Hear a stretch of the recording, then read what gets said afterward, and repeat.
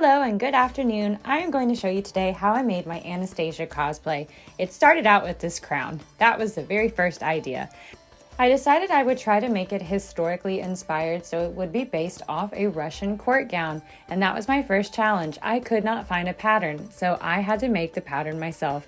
I started by taking my just plain fabric and I draped it onto my mannequin and I cut out the shape that I wanted.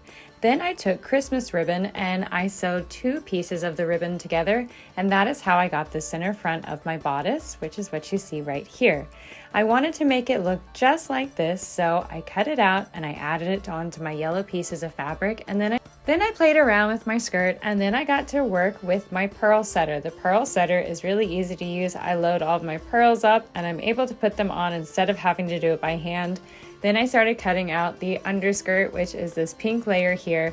It took so much time.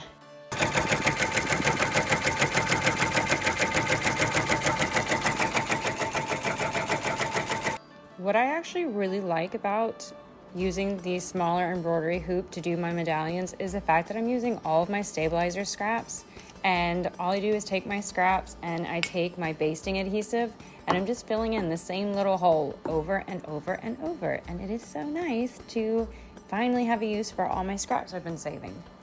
Once I was able to finish all of my little medallions, I melted the stabilizer using warm water, and then I let those dry and I decorated all of them with little rhinestones to make them very sparkly. And then it was time to start working on the bodice. I turned on my absolute favorite TV show and I started hand sewing all of my trim onto the front piece of my bodice. And then I was able to start getting that decorated and attached to the lining. Here I am just working on the underskirt. Then I put in my label as the very last piece before I attach my lining.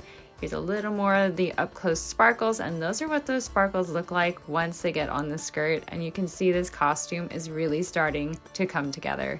I started to add more and more decoration really to make this bodice look special. Then I finished my sleeves and we're almost at the point where after 2 months I can put this costume on and actually wear it.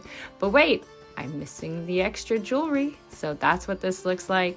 And finally, I can reveal to you what it looks like in all its glory.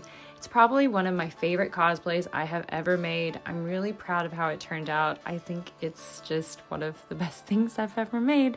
And I hope you enjoyed this very long process. I know everyone said please slow down your making videos. So I hope this was slow enough and long enough that you were able to see how I made this costume. Thank you for watching. Bye-bye. Have a good day.